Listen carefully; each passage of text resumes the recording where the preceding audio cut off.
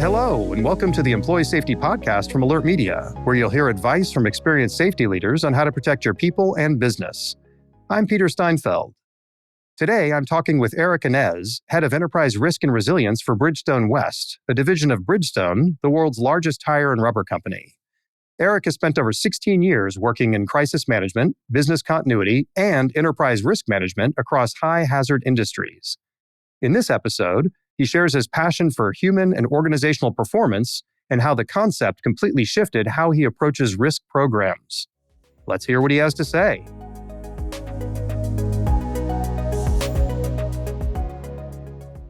Hey, Erick, thanks so much for being here. Thank you for having me. It's great to be here. Well, you have a lot of experience in high-hazard industries. Are there certain strategies that you learned in past roles that inform your approach to risk and resilience in your current one? In other words, do certain things easily carry over, or do you have to start from scratch every time? For sure. I would say the high-hazard environment, primarily when I worked in oil and gas, really changed my outlook on how I look at risk and resilience. When I worked in the maritime industry, we were heavily focused on human and operational performance. This is really a concept that looks at how workers or how your people interact within the systems that you have within the organization and externally to achieve successful work. And when something does happen, rather than looking at the person, if you had an event, rather than saying, hey, Peter, what did you do wrong? Or how could we point the finger at Peter on how he failed the system? Primarily, we would look at the system and say that the system failed Peter, and that's why we had an event. So really focusing on those systems, on those outcomes, and those interaction between people and systems to understand how the organization works.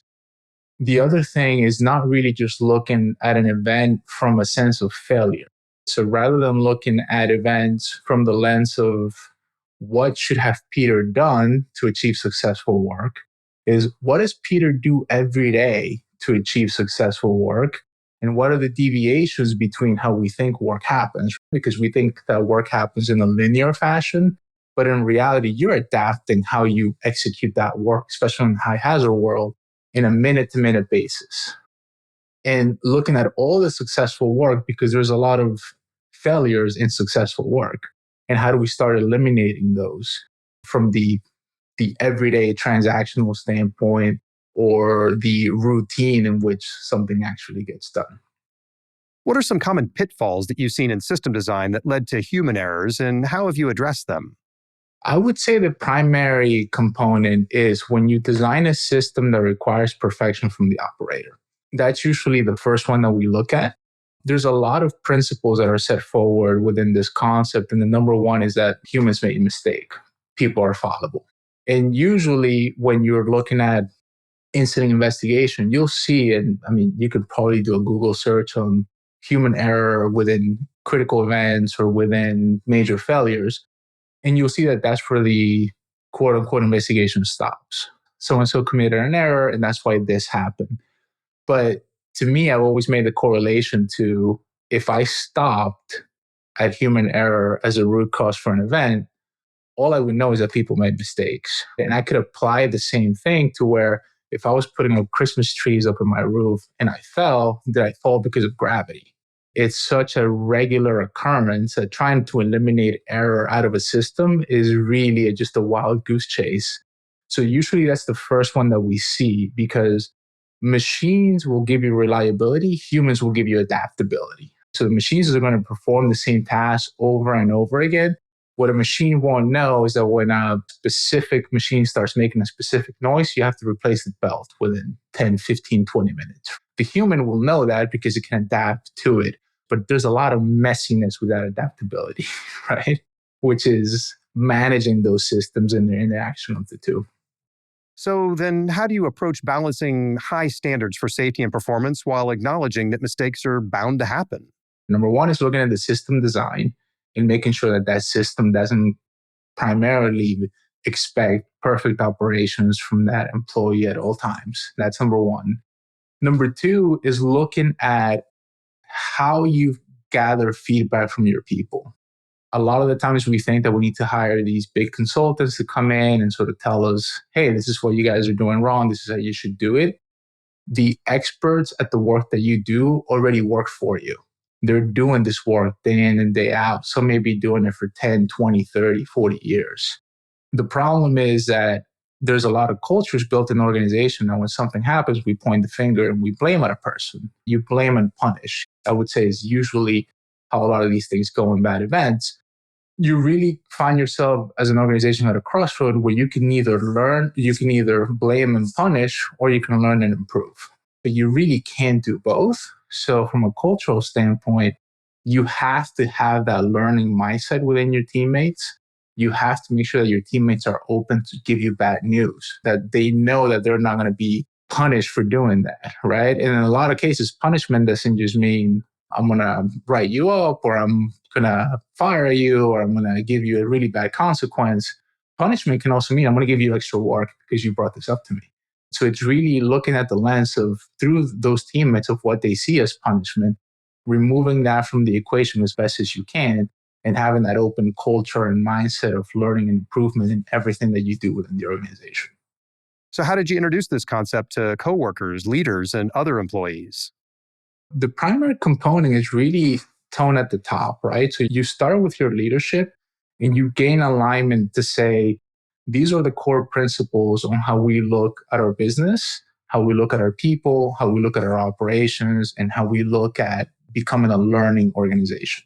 Once you've agreed and had consensus with your senior leadership, then you can have a consistent message throughout the organization that then you can start to sort of train and re-educate the entire organization, starting with the next layer of leadership, starting with middle management, frontline supervisors, and ultimately the entire organization as a whole. It's something that takes time, to be honest with you. I think it's easier to do it in high hazard environments because everyone walks around with sort of the awareness that, hey, I could really hurt myself today, or I could really hurt my teammate today if I am not paying attention to what I'm doing, if I'm not following certain safety protocols and so on. And there is more of a quality management and safety mindset in high hazard than there would be, let's say, in an office tech environment. But nonetheless, you can apply the lessons from this, I would say, this methodology into any industry. How have folks in your organization adapted to or responded to this approach? It's been very positive. I've never ran into a organization that believes in the opposite. I think a lot of these concepts I would say, are common sense concepts that most organizations will like to see and will like to do. One of the biggest challenges is obviously the culture and the history that the organization starts out with. There's been a lot of movement, especially in the high hazard world, of transitioning from a behavioral stance, safety component, to what this items call like the new view of safety, human organizational performance. For those teammates that have seen sort of the evolution of the learning culture, the safety mindset, there's a little bit of skepticism of, this may be today's flavor, but it's going to change tomorrow. I think it's also how you make it relatable to people. I love using the car manufacturing world as an analogy. And when we talk about controls and when we talk about the purpose of these controls, one of the main examples that I like to use are seatbelts. Seatbelts weren't around until the late 1960s, and they were more of an accessory that you could have in your car. And then when seatbelts started being put into vehicles, the reason to put seatbelts on was to prevent you from flying out of the windshield and hurting yourself. Today's car, seatbelt has nothing to do with sort of restricting you of ejection. The purpose of a seatbelt today is that you're seated on the right place. So when airbag deployment happens, you are protected and you are in the position that you need to be when that airbag deployment happens. So when you start looking at the evolution of controls and why those controls are put in certain place and how they have sort of shifted to create, there's a lot of companies out there creating fatality-free cars. There's certain models that have never had a fatality because of all the different controls that are put in place with the main goal of preventing human fatality, and having that component be the main driver into how they engineer certain components, how they can warn the driver, they can adjust the driver behavior in real time. And taking it even a step further is all of the systems that you interact when you drive your vehicle really dictate how you're going to behave in that vehicle, which is one of the main concepts within this frame of thought, is that the context in which you put your teammates on really drive the behavior that they give you. So when you're driving, if I make the road really narrow, you're going to feel constricted in that system. Therefore, you're going to slow down.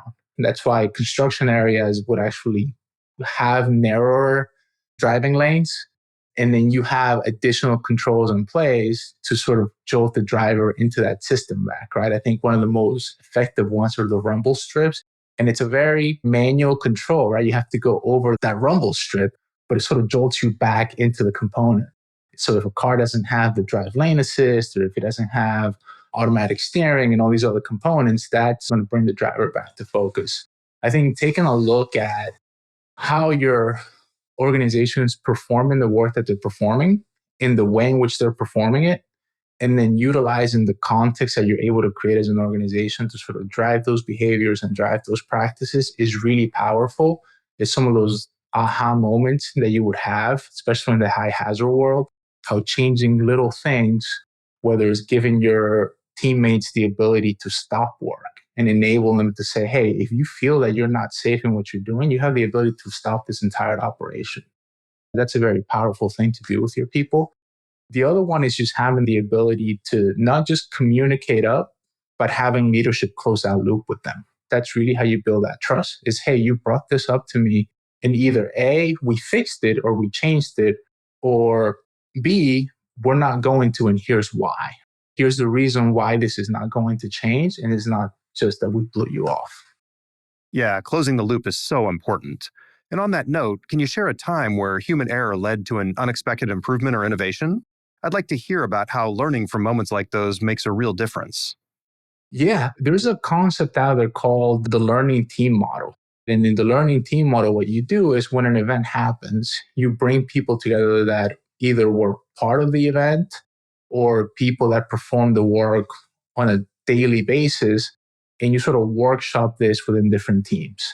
And during those times, you're able to gather the feedback from all these different groups that are performing this work on a daily basis. One of the most powerful things that you can do is when you're doing this, it's not just doing it over an hour period. It's setting up, usually is you set up a 2 or 3 hour workshop, and then you give them some soak time. That soak time may be a day or two that everybody goes away. You let this sort of marinate in their minds, come back, and you're able to reassess the entire thing. One of the things that we did in one of my previous lives is we were trying to figure out how to track all this. We had a lot of different maritime terminals, warehouses, ships that we would visit, just an array of different locations. And it was, how do we keep all this together, especially for our executive team that would go out of these different places?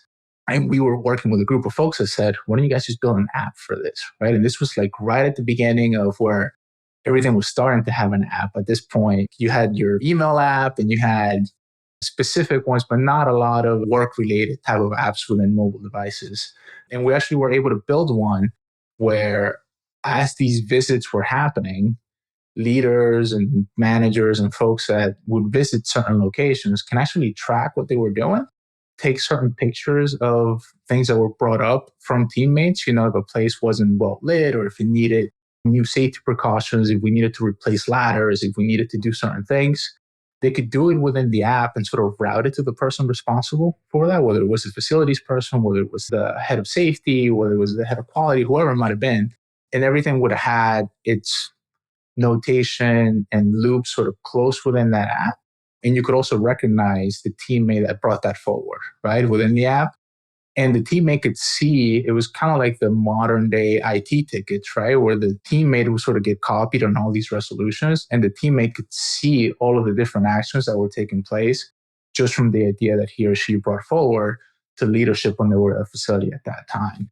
And the most powerful thing was then years into this process would be going to a facility and hearing a teammate tell another teammate about the time that the CEO came by and they brought something up. and how that got resolved and how they have certain things because it got brought up to leadership. And so you start sort of changing not just the culture, but the storytelling within the organization from one that's hey, you don't want to mess up or you don't want to make a mistake to like, hey, you're empowered to tell leadership to the highest level what's not working because this is how it gets resolved and your voice matters. And everybody wants you to go home better than you came in today. That's how much we care, not just about keeping you safe and not having sort of an OSHA incident. We really want you to leave this place better than how you came in on a daily basis. I really love this approach of fixating on the problem with the process instead of blaming a person. The simple act of just acknowledging that people are fallible and are going to make mistakes is an absolute game changer. To set them up for success, everyone from the top down really has to be on the same page that it's about the process and creating ones that reduce error. So, for organizations out there that are wanting to improve their risk or resilience programs, where do you suggest they begin? I would suggest that you would start with current state. And what I mean by that is understanding, number one, what your risk environment looks like. I think your risk environment, you can break it into two different ones. You can break it into current, meaning what are all the risks that I'm facing today in the way that my organization is structured, in the way that I'm operating today. And what does my emerging risk profile look like? So as we work through our 3-5-year strategic plan, which will take the organization from point A to point B, how is our risk landscape going to change?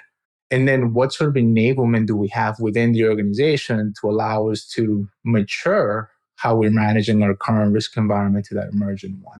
And that could look in many different ways. That could look into like how are strong our policies and procedures, how strong is our overall governance, how strong are we at our identifying risk and communicating those risks up to leadership and our decision makers.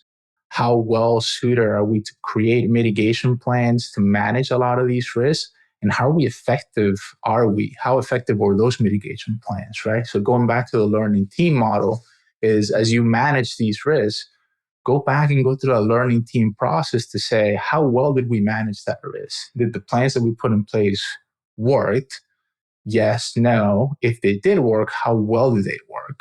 If they didn't work, what could have we done differently? And you sort of have that ace in your back pocket to where when you face that risk again, you can pull from that experience and say, hey, last time this happened, we did A, B, and C, and we learned that we probably should have done D and F. So your next plan will include A through E rather than just one or two components that you might have only been aware of at that time. Erick, thank you so much for being on the show. This has been fantastic. Thank you so much for having me. It was a really great pleasure to speak with you, Peter, and I hope to be able to share some more insights in the future and learn from other guests that you have on the show. To learn more about Erick and his work with Bridgestone West, click the links in the show notes. For video highlights from today's episode, just search for Alert Media on YouTube. Don't forget to subscribe, rate, and review the show wherever you get your podcasts. Stay safe out there. Thank you for listening to the Employee Safety Podcast from Alert Media, the industry's most intuitive emergency communication and threat intelligence solution. To learn more about how to protect your people and business during critical events, visit alertmedia.com. Until next time.